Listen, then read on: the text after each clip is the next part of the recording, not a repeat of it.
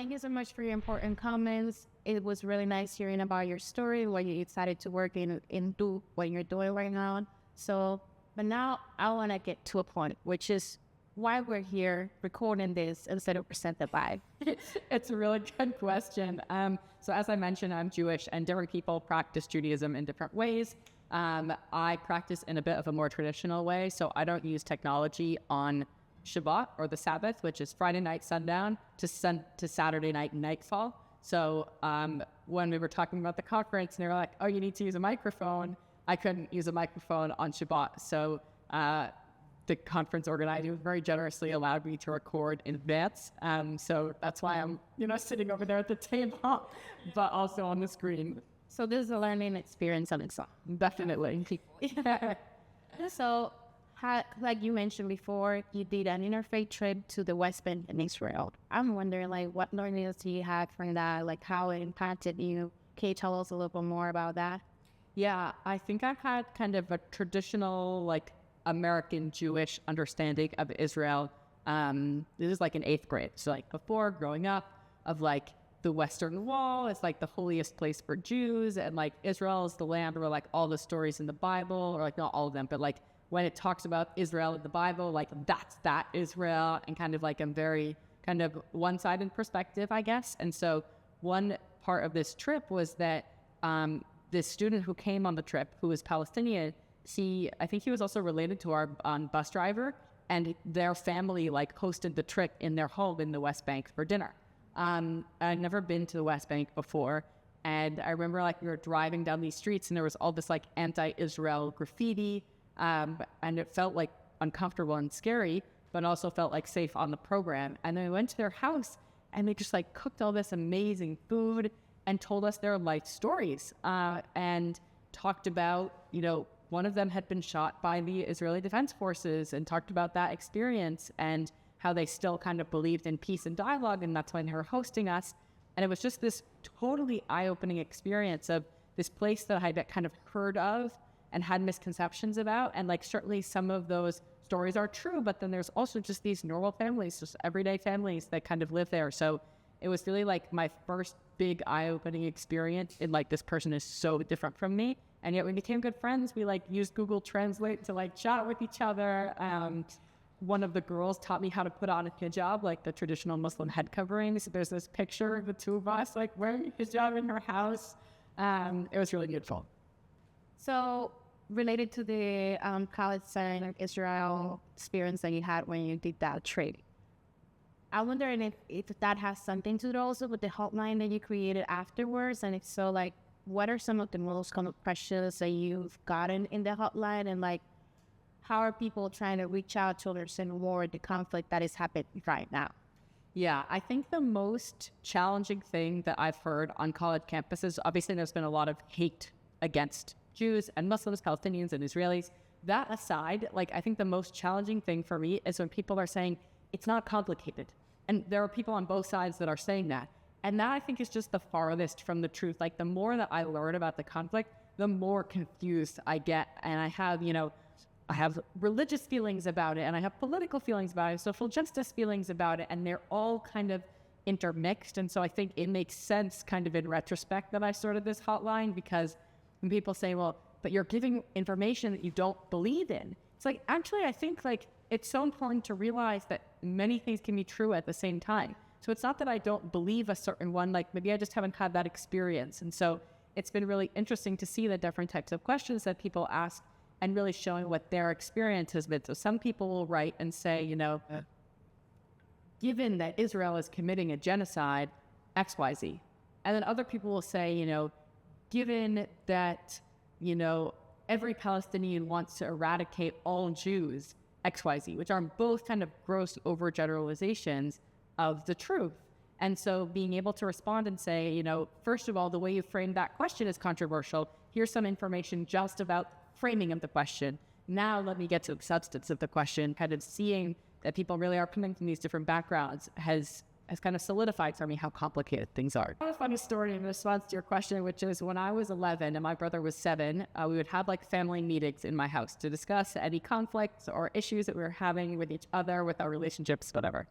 And so my brother came to this particular meeting with a list of like 20 things that he didn't like about me. He was like, I don't like the way Shira laughs. I don't like when Shira does this. I don't like when Shira does that.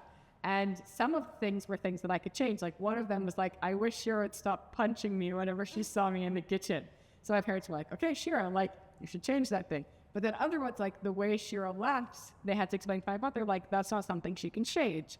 And so I kind of grew up in this very like conflict healthy environment where we like brought up challenges that we had and tried to navigate, you know, these are things that can be changed. These are things that can't. These are things that are important to somebody. These are things that are less important. So there are definitely kind of questions that we get on the hotline or conversations that I have with people that are like, oh, like you got me with that one, you know?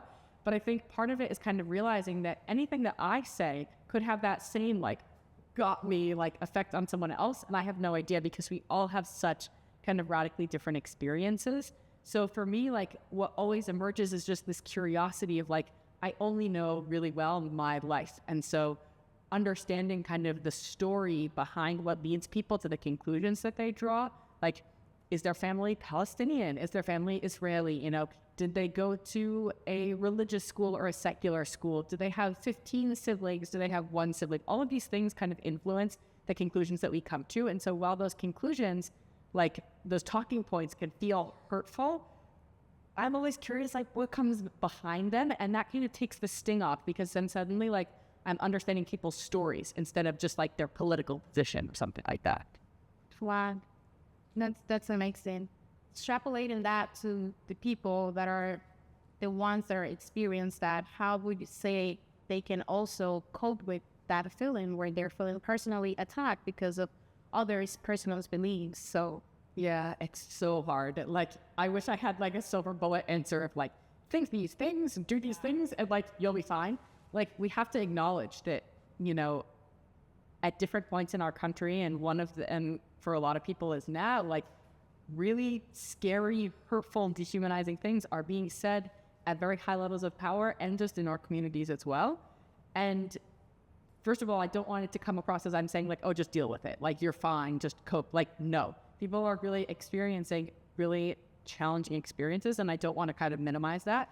But there's kind of, it's a toolkit that you can build around discourse and like reframing or asking questions. I think for me, what always takes the sting off, or almost always, is wondering like what led them to think that. Like, what experience have they had? What learning did they have that led them to think that conclusion? Maybe that doesn't work for you, and that's fine. Maybe you'll think of some other way to be able to engage. And you also don't have to all the time. Like, if you're feeling particularly vulnerable one day, you can almost always say like, you know what, right now, I don't feel like I can have this conversation, but, you know, let's catch up next week or something like that. Obviously, it's harder in a class, but I'm also not saying, you know, every single time you should be as uncomfortable as possible. I'm just saying that there's benefit in trying to understand, you know, it's so beautiful how diverse we are and how different we are, and it's really hard, but how can we kind of tap into that beauty as well? what practical tips you have for people who are actively trying to meet others that might have different ideas or personal beliefs that themselves? So yeah, we definitely are kind of in a society or a setup where we're often with people that we agree with. And so this is a really common question. I think the first answer is a little bit counterintuitive, which is actually you're around people that you disagree with a lot and you probably just don't realize it. Like maybe your best friend, you know everything about each other fine, but even the people that you consider close friends, you probably disagree on some stuff and you've just never kind of gone there. So that's where kind of leading with curiosity comes. Like if you're interested in a topic and you want to meet people who you disagree with on that topic, first think to yourself, like maybe you're a Democrat and you like have 10 Democrat friends. Maybe you're assuming that all of them agree with you because you're all Democrats. But have you ever like asked each and every one of them, like, what do you think about this? And even if their conclusion is the same as you, maybe they have different reasoning or different kind of ways of getting there. So the first piece of advice I'd have is like question the assumptions that you have about the people that you know. And maybe you'll discover that there are things that you disagree with about too. And that's really interesting. Another is just like do something that's less connected to your identity maybe. Like I'm going to graduate in the spring. And one thing that I really want to do is join like the young adults, or not young adults. I want to join the Young Professionals Sports League in Boston and just like play Frisbee or play volleyball or something. because like it's not in the Jewish community, it's not in my academic community, it's just like something physically active, which means that there'll be people, I think, from all sorts of different backgrounds who do it together. So that's another thing, is like thinking outside the box of what you do, because you can build relationships really easily around like a sport or a craft or something. And then it's not just like going up to someone on the street and being like, what do you think about immigration? Which is really awkward. But you're building a relationship in a context that you might not otherwise have done so. Okay, amazing. Thank you for that. Lastly, these two questions, I'm going to do them in Spanish because I know you speak Spanish. So, ¿por qué decidiste aprender español? Pero bueno, conectado a mi fundación, quiero que cada persona que encuentra una nueva idea pueda preguntar por qué piensas así cuando llega a esta idea.